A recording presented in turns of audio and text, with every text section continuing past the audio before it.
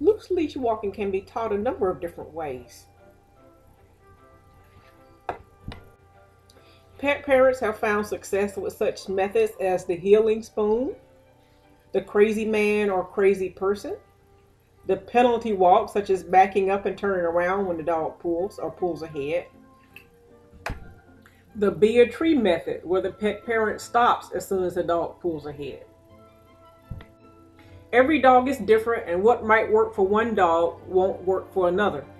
So try several methods if one isn't working for you.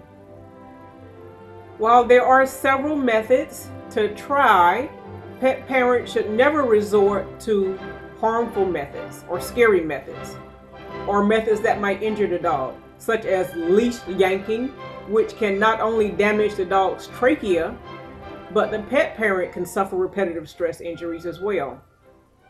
And of course, the worst thing about this is it can damage your relationship with your dog. There's no need to resort to prong collars or choke collars. There's absolutely no need to shock your dog to teach loose leash walking. Loose leash walking can be fun for the human and dog alike. One more note on leash yanking. It is often referred to by different names that sound a little better than what it actually is. Some people say leash corrections or leash pops. Some people call it flexing or simply getting your dog's attention. But whatever you call it is physically and psychologically damaging to the dog. Now, as I said, there are a number of different ways to teach loose leash walking, but I believe my favorite might be what is laid out by Pamela Dennison on her website for loose leash walking. Google Pamela Dennison loose leash walking to find information on this subject.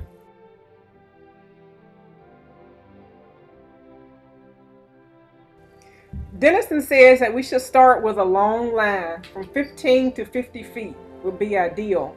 So that way the dog never gets to the end of the line. You can encourage your dog to come back to you before the dog is on a tight line. 6 feet or less basically forces the dog to be on a tight leash when the dog pulls away. And the dog never learns to actually walk by your side. Additionally, loose leash walking isn't just one command in itself. It incorporates a lot of things. Your dog already has to know how to pay attention to you. One way to do this is to teach to watch me.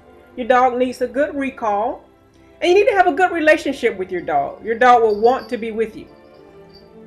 You'll also have to be very interesting to your dog while you're out loose leash walking. So make sure you have very tasty treats.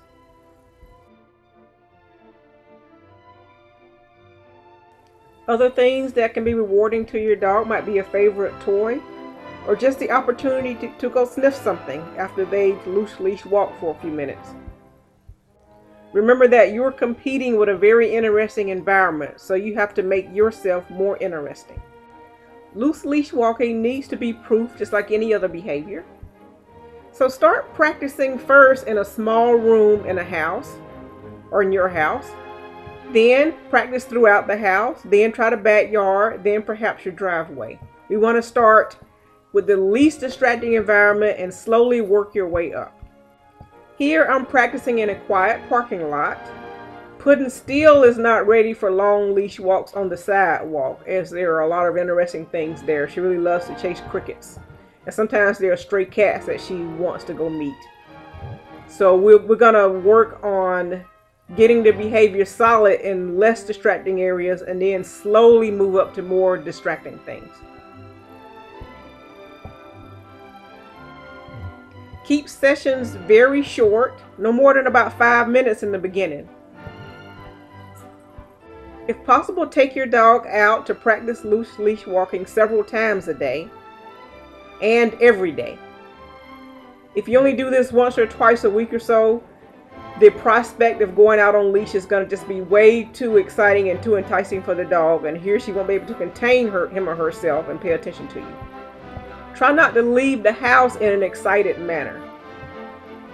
Wait until your dog is calm before walking out the door. You might even ask for a sit before you walk out the door and after you walk out the door to keep the dog's attention on you.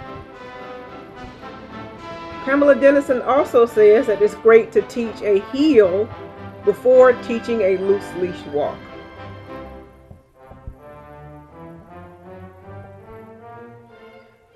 A great way to teach heel is to wait until your dog lines up with you and then praise your dog for being right by your side.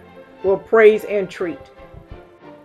One way to do this is to run away from your dog while she's on a long line and treating her when she catches up with you.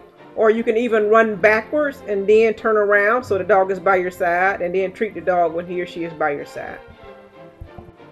You can also play follow the leader, where you encourage your dog to follow you around, first in the house, then the backyard, and so on and so forth.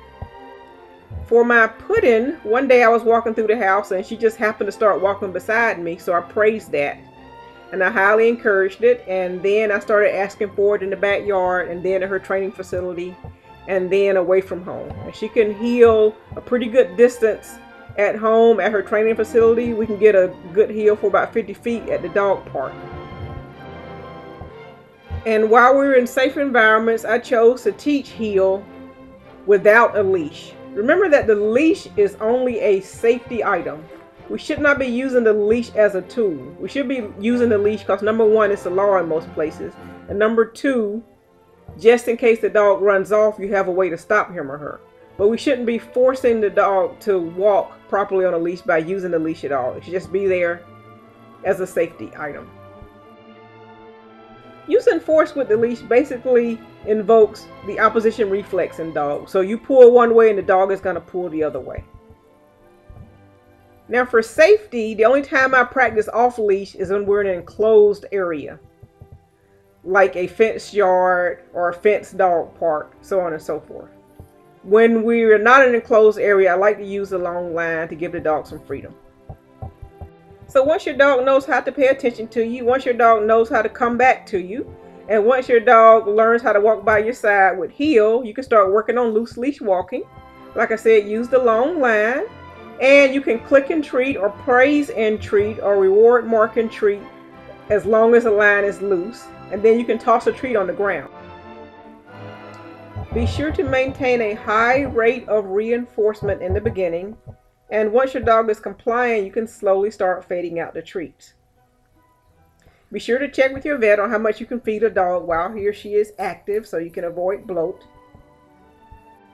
Also check with your vet on what are some good high quality treats you can use. I personally like to use cooked meat because once again, like I said, I'm competing with the environment.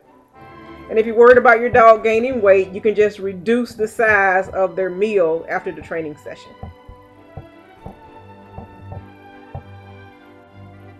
Or if your dog is highly food motivated, just measure out what your dog actually eats, whether it's kibble or meat or whatever your dog's normal meal is, and then just take that meal on the road. But of course, always check with your vet. The beauty of the long line is that before your dog gets to the end of the line, you can call him or her back to you. Now, if you don't think your dog is going to come, then you don't want to call your dog's name. You don't want to use the word come. But just do something to get the dog's attention, and then try to run away from the dog or toss a treat as soon as the attention is back on you. You can whistle. You can make a whooshing sound with your mouth. You can make a clicking sound. You might even take a non-scary type noise maker with you to get the dog to pay attention to you, such as some bells or something like that. In this clip here, we've noticed some dogs walking by. So instead of letting Puddin' run off to try to greet the dogs, I'm asking her for a sit, and I'm letting her look at the dogs. I'm pointing to her, I'm pointing to the dogs and asking her to look at them. And then I'm rewarding her for looking at the dogs and looking back at me without running off. You will also see me taking frequent breaks during our loose leash walking practice. Every once in a while, I'll just stop and I'll ask for a few tricks, or I'll stop and sit down and pet Puddin', or I'll stop and ask for a heel. So that way her attention stays focused on me. In summary, make sure you have a good foundation of your dog paying attention to you. Make sure you have a good relationship with your dog. Remember to never resort to force to try to help your dog learn how to loose leash walk. And try using a long line and getting your dog's attention before he or she hits the end of the line. Be sure to check out Pamela Dennison's website. You can search for her name to find more information. Also, check out Puddin's webpage at stubbypuddin.com. And please like Puddin on Facebook. Look for us at Stubby Puddin, STUBBYPUDDIN. Thank you.